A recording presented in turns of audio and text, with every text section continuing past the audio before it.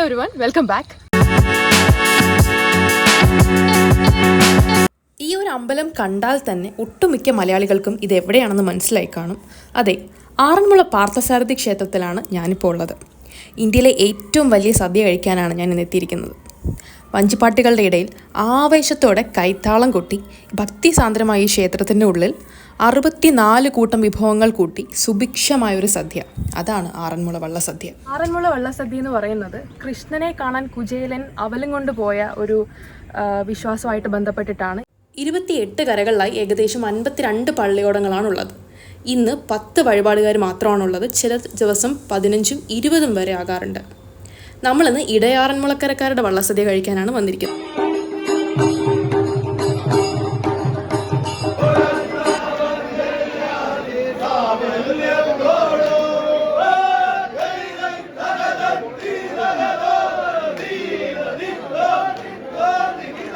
സദ്യയ്ക്കും ചടങ്ങുകൾക്കും അത്ര തന്നെ പ്രാധാന്യമാണ് ആറന്മുള വള്ളസദ്യയ്ക്കുള്ളത്.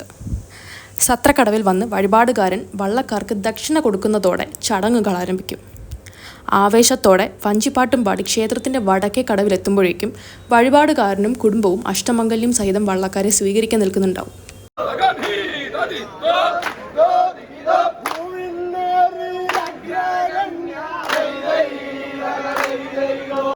വള്ളക്കാരനും വഴിപാടുകാരനും കുടുംബവും ക്ഷേത്രത്തിന് ചുറ്റും 3 തവണ വലം വെച്ച് നടയ്ക്ക് മുന്നിൽ പങ്കായവും മുത്തുകുടയും സമർപ്പിക്കും.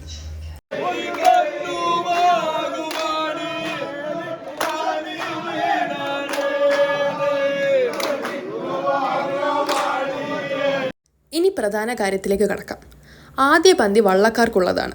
വഴിപാടുകാരൻ്റെ കുടുംബത്തിനും പാസ്സുള്ള കുറച്ച് ആളുകൾക്കും ആദ്യ പന്തിയിൽ സ്ഥലമുണ്ടാവും. ചുട്ട പപ്പടം, പരിപ്പുവട, ചമ്മന്തിപ്പൊടി, ചേന ഉപ്പേരി, മടന്തയില തോരൻ, എള്ളുണ്ട, ഉപ്പിലിട്ട മാങ്ങ എന്നിങ്ങനെ പോകുന്നു 64 കൂട്ടം വരുന്ന സദ്യയിലെ ഐറ്റംസ്. ക്ഷേത്രത്തിലെ ഉച്ചപൂജ കഴിഞ്ഞ് ഭഗവാന്റെ നിവേദ്യം എത്തിയതിന് ശേഷം മാത്രമേ വള്ളസദ്യ ആരംഭിക്കുകയുള്ളൂ. വിളക്ക് കൊളുത്തി ദക്ഷിണ വെച്ച് ആദ്യത്തെ ഇല ഭഗവാന് സമർപ്പിക്കാറാണ്. തവിയിലെടുക്കുന്ന വിഭവം അപ്പാടെ കമഴ്ത്തി വിളമ്പണം എന്നുള്ളതാണ് പ്രമാണം. വഴിപാടുകാരനും കുടുംബവും ഓരോ വിഭവങ്ങൾ വെച്ച് ഭഗവാന് സമർപ്പിക്കും.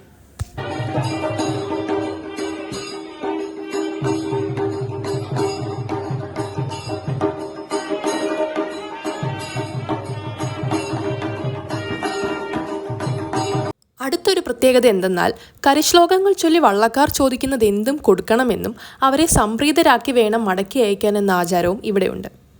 ഇലയിൽ വിളമ്പുന്ന ഓരോ വിഭവങ്ങളും പാടി ചോദിച്ചാണ് വിളമ്പുന്നത്.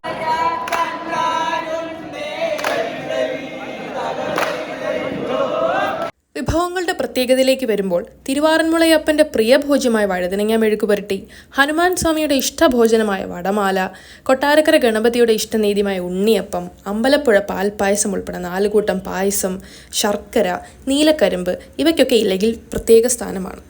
സദ്യയെല്ലാം കഴിഞ്ഞ് ദക്ഷിണയും കൊടുത്ത് ക്ഷേത്രത്തിന് പ്രദക്ഷിണം വെച്ച് യാത്ര ചോദിച്ച് വള്ളക്കാർ വടക്കേ കടവിൽ നിന്നും യാത്രയാകും. കുചേലവൃത്തം വഞ്ചിപ്പാട്ടാണ് പ്രധാനമായും വള്ളക്കാർ പാടുന്നത്. ജാതി മതഭേദമന്യേ ആർക്കും ഈ ഒരു വള്ളസദ്യയിൽ പങ്കെടുക്കാം. പ്രധാനമായും ക്ഷേത്രത്തിലെ ഏതെങ്കിലും ഒരു പരിചയക്കാർ വഴി ഇതുപോലെ ഒരു പാസ് മുഖേന പങ്കെടുക്കാം. അല്ലെങ്കിൽ രാവിലെ ക്ഷേത്രത്തിലെത്തുമ്പോൾ കാണുന്ന ഈ ലിസ്റ്റിലുള്ള വള്ളക്കാരുടെ കൈവശം നിശ്ചിത പാസുകളുണ്ടാകും. വള്ളം പുറപ്പെടുന്നതിന് മുന്നെയോ എത്തിയതിനു ശേഷമോ അവരുടെ കൈവശം അന്വേഷിക്കുക. ഇതുമല്ലെങ്കിൽ ഭാഗ്യപരീക്ഷണം പോലെ ആദ്യത്തെ പന്തി കഴിഞ്ഞ് അടുത്ത പന്തിയിൽ കയറാൻ പറ്റുമോ എന്ന് നോക്കുക.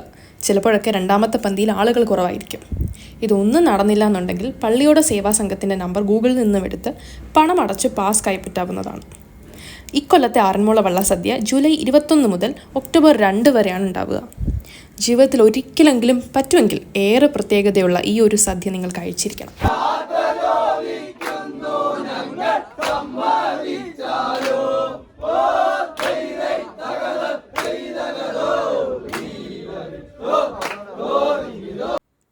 വീഡിയോ ഇഷ്ടമായ ലൈക്ക് ചെയ്യുക. നിങ്ങളുടെ അഭിപ്രായങ്ങൾ എന്തെങ്കിലും ഉണ്ടെങ്കിൽ കമൻറ്റ് ചെയ്യുക. Thank you so much.